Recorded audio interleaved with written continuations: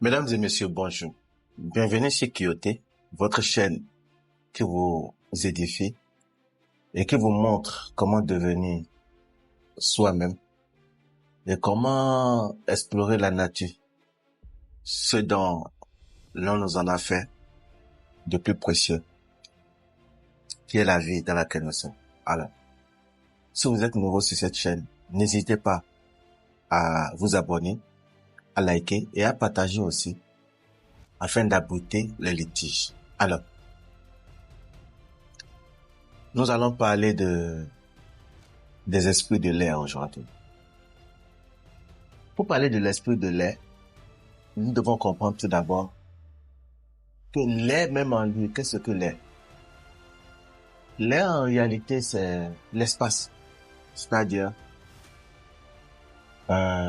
l'espace dans lequel se trouve toute chose. Ce qui veut dire que la nature est en l'air. Le néant, c'est l'air.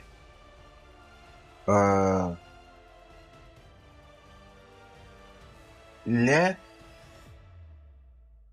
c'est l'élément même du spirituel.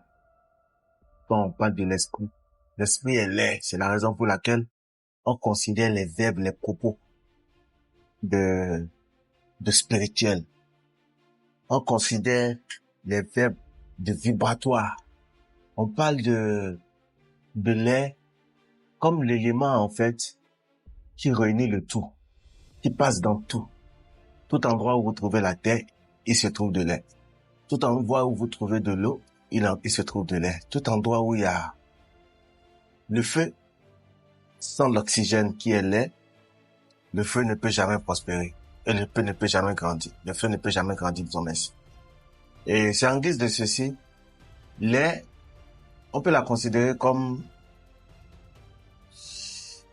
le secteur de tout ce qu'il y a comme connaissance sur Terre. Parce que la connaissance, quand on prend de la connaissance, on dit que elle est symbolisée par le cerveau.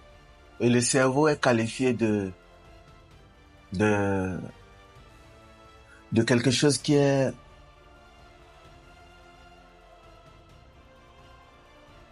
d'abord tout comme une pâte molle, mais en réalité que l'on n'a jamais pu découvrir, c'est-à-dire la machine qui se trouve dedans, qui fait en sorte que on arrive à assimiler les choses et que c'est à travers ce cerveau-là qu'on arrive à avoir les réflexes corporels.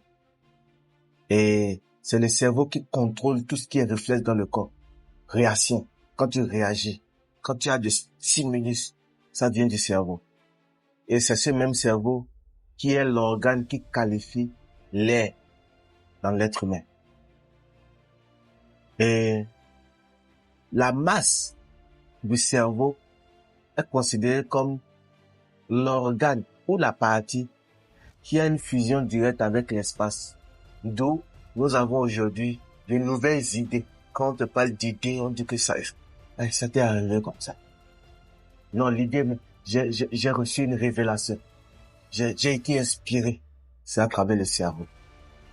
Je sais pas si j'ai pensé à une chose. Ça vient de là, du cerveau. Et l'air, en réalité, est considéré comme l'élément dans lequel la connaissance se puise quand vous trouvez d'innovation dans le monde. C'est-à-dire, il y a des gens aujourd'hui, ils créent des choses qui n'existaient pas. Ils créent de nouvelles choses. Il y a de l'innovation. Ça vient de l'air. Ça vient du cerveau. C'est de cette même air vient tout ce qui est invisible. Si tu trouves quelque chose qui est invisible, il faut savoir que c'est l'air. C'est en l'air se trouve toute chose. Quand nous marchons sur la terre, c'est dans l'air nous pénétrons. Et sans l'air, il n'y a pas la vie. Du coup, l'air, c'est cette même air qui parle en fait des esprits.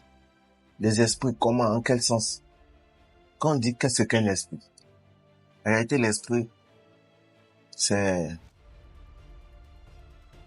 quelque chose que c'est dans les classes physiques, nous serons mieux placés pour se déballer, afin de pouvoir expliquer de façon sans avoir de contraintes de temps. Je sais pas si je me fais comprendre. Donc, c'est pas quelque chose qui s'explique du jour au lendemain. C'est pas un coup de 2 semaines, c'est pas un coup de 2 mois, ni de 3 mois. C'est un coup de moins d'un an ou bien d'un an qu'on peut prendre pour t'expliquer ce que c'est que l'est. Mais dans les cours en ligne, nous arrivons à expliquer à ce que tout le monde comprenne que ce que c'est que l'est. Alors, aujourd'hui, si nous trouvons l'est, on dit que c'est un élément. C'est l'est. Et lorsqu'on parle de l'esprit de l'est, ou bien l'esprit en réalité, l'est est esprit. Et l'esprit de l'est est considéré comme l'est. C'est un peu complexe. Ce serait difficile à comprendre. Nous devons prendre par là pour comprendre que, en réalité, quand on dit que quelqu'un vient de lait et que son étoile vient de lait, c'est les choses qu'il faut faire attention. Parce qu'en réalité, quand tu dis que l'étoile de quelqu'un est de l'eau, l'étoile de quelqu'un est du feu, l'étoile de quelqu'un est de l'air et de la terre, ce que je veux savoir, c'est quoi? Qu'est-ce qu'une étoile? On dit mon étoile. Quand on parle d'étoile, il faut comprendre que ça a quelle portée? Ça a quelle forme? C'est comment? Il faut savoir que l'étoile est lumineuse. Donc, quand on veut parler d'étoile, on peut même pas s'approcher de tout ce qui est air. On peut pas s'approcher de la terre. On va uniquement s'adresser au feu, à la lumière. Parce que c'est les étincelles de lumière qui jaillissent des cieux qu'on appelle étoiles. Est-ce que l'étoile est physique comme ça? Non, c'est des lumières. C'est des lumières filantes. C'est des lumières parfois figées, parfois filantes, parfois, je sais pas si je me fais comprendre. Donc, du coup, on ne dit pas l'étoile de l'air.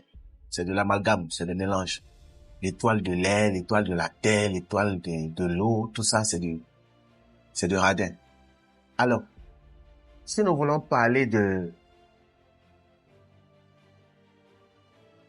pour ne pas dire étoile, qu'est-ce que nous allons dire? Nous pouvons dire que la nature d'une personne.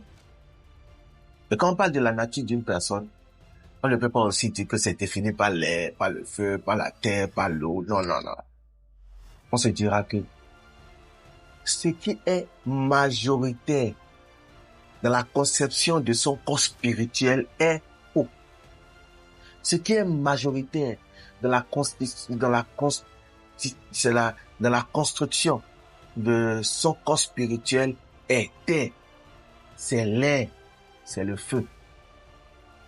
C'est en ce moment on dira que quelqu'un est de la nature eau, quelqu'un est de la nature terre, quelqu'un est de la nature l'air. Parce que quoi? En tout un chacun de nous, nous avons l'eau. Mais c'est la partie physique. La partie physique de l'homme est à 60% eau. D'autres ont dit 70. Bon. De toute façon, on est régi par un concept qui est de majorité eau. C'est ainsi de majorité terre, de majorité feu, de majorité air. Alors, comment savoir cela? C'est dans les moments à venir que nous allons expliquer comment ça se passe. Alors, on parlait de l'air tout à l'heure. Quelle est la couleur qui qualifie l'air? La couleur qui qualifie l'air, c'est dans les vidéos à venir que nous allons décortiquer cela afin que vous puissiez comprendre. Alors, quelle planète est en rapport avec l'air? Dans les moments à venir, nous allons tout expliquer.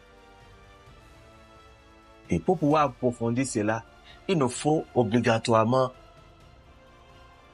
s'arranger à ce que vous vous retrouvez dans un environnement où vous me laissez la liberté de vous expliquer ça parce que, vous savez, l'homme doit avoir ce qu'on appelle le secret. Il faut pas déranger celui qui ne te demande pas de savoir. C'est la loi du spirituel. Faudrait pas que je déballe certaines choses ici et que ça va commencer il y a des gens, je peux dire que c'est plus la deuxième fois ou la troisième fois, ils sont en train d'expérimenter la planète Terre en tant qu'humain. Leur expérience de vie, disons pour la troisième fois, la deuxième fois, parfois la première fois. Mais il y en a plus. Il y a plus de nouveaux cas. Au moins deuxième ou troisième fois déjà. Donc, les gens savent de quoi je suis en train de parler et ceux qui comprennent mieux. Alors,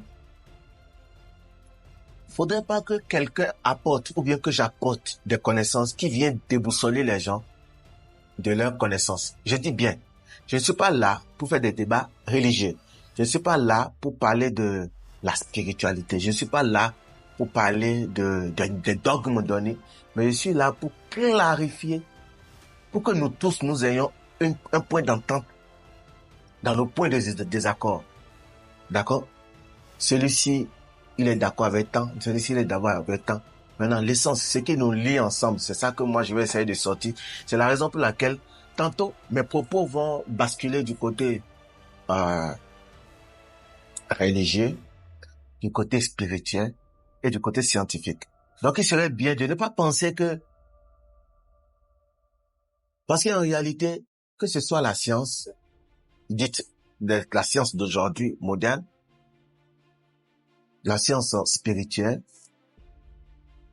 les sciences dogmatiques, parlant des religions, tout ça, ça vient, ça a son essence, ça a sa source. Sa source, c'est le spiritisme. C'est-à-dire quoi? C'est ce que les esprits ont enseigné à travers nos enveloppes là, au monde. On peut pas dire aujourd'hui que comment quelqu'un a pu avoir l'inspiration de créer le téléphone. C'est spirituel. C'est purement spirituel. La belle preuve est que, peu importe ce que quelqu'un va faire aujourd'hui, il va trouver une possibilité de contact, de communication d'un endroit A à un endroit B, qui ne découle pas du spirit, de la science dite moderne, est qualifié de spirituel, de mystérieux, voire même de sorcier. Est-ce que vous comprenez? Même la science de la téléphonie, de la télécommunication vient de la télépathie. La télépathie est spirituelle. C'est de la télépathie vient tout ce qui est télécommande, télévision, télécommunication, téléradio, téléologie, télégraphisme, tout ce qui est télé. Maintenant, lorsque tu parles de la télépathie, ça sonne mal. Mais c'est la télépathie. Je t'envoie une image d'ici et je t'envoie ça loin quelque part. C'est de la télépathie. C'est pas parce qu'on trouve des thèmes plus clairs pour pouvoir justifier les lois de la nature qui ont été réunies et les systèmes à travers lesquels cela a été conçu. Mais je m'en vais vous choquer. Personne ne peut dire aujourd'hui que j'ai appris à l'école comment fabriquer un téléphone. C'est pas possible. C'est quelqu'un qui a un don, qui pouvait fabriquer un téléphone. Il peut le cacher aux autres. Et cette connaissance, il peut la cacher aux autres. Et que apprendre les gens à avoir ce qu'on a, à faire ce qu'on appelle la maintenance de ce que lui, il a fait. C'est une manière de faire, c'est-à-dire, c'est une manière d'avoir des gens autour de son idée. Et que ces gens, eux, ils sont là pour faire la maintenance. Il les apprend la maintenance. Mais la conception, la fabrication, il va jamais l'apprendre. C'est la raison pour laquelle c'est très spirituel. C'est la raison pour laquelle ça devient secrète. Et que peu importe ce que vous voulez, Vous ne pouvez pas aller vouloir faire des documentations dans la maison de Apple, par exemple, et ils vont vous donner accès d'aller dans les laboratoires où les cartes mères sont en train d'être produites. C'est pas possible. C'est des secrets. Et tout ce qui est secret est spirituel, naturellement. Peu importe sa portée. Qu'elle soit d'ordre matériel, que ce soit d'ordre fictif, peu importe. Alors, quand nous parlons de lait, nous allons trouver une possibilité de s'entendre. Que dans les moments à venir, nous allons mieux expliquer chaque thème afin que nous puissions comprendre de façon claire les choses. Il faut savoir que toute personne qui est intellectuelle sur Terre aujourd'hui, il est inspiré par les esprits de l'air. On dit que non, c'est un intellectuel, c'est une grande figure. Prenons l'exemple de Cheikh Anta Diop, un savant calé qu'on n'arrive même pas à expliquer quel type de cerveau il a. Et ceux qui seront avec moi, on est mieux placé pour aller découvrir ensemble. On dit que il a été porté disparu. Pour ceux qui veulent le voir ou communiquer avec lui, je vous invite à assister à des cours qui, dans les développements, nous allons apprendre comment rentrer en contact avec tous ceux qui sont morts. C'est pas de la magie, c'est scientifique. Il suffit de comprendre les esprits qui sont à la charge de la programmation des choses. C'est à eux de nous dire, telle personne que vous êtes en train de chercher, il est à tel endroit. Parce que s'il a été porté disparu, point d'interrogation, pourquoi il a été porté disparu? Qu'est-ce que les gens ont besoin de chez lui pour qu'il soit porté disparu? Peut-être ils ont besoin de son cerveau pour pouvoir, dans les moments à venir, travailler sur l'équipe intellectuelle, la quotient intellectuelle, ou pouvoir innover dans certains domaines. On ne sait jamais. Qui sont ceux qui l'ont fait? Inconnus. Mais les savants savent comment nous pouvons entrer en contact avec lui. Ce que moi je fais déjà. Ce que vous pouvez faire de façon très facile, qui ne vous dérange même pas, qui n'a pas besoin de c'est ce que font les écankistes aujourd'hui, ceux de l'Ekanka, qui a l'air nouveau pour les nouvelles personnes. Mais c'est ancien pour ces entités-là qui nous enseignent à travers des connaissances bien détaillées, déterminées avec des preuves à l'appui, avec des pratiques réalisables, qui nous ont inculqué le savoir, le discernement et la connaissance parfaite pour que nous puissions mieux exploiter le monde ou explorer le monde. Merci. Dans les moments à venir, nous allons expliquer de façon claire et nette et approfondie dans notre système. Que le meilleur soit. Portez-vous bien.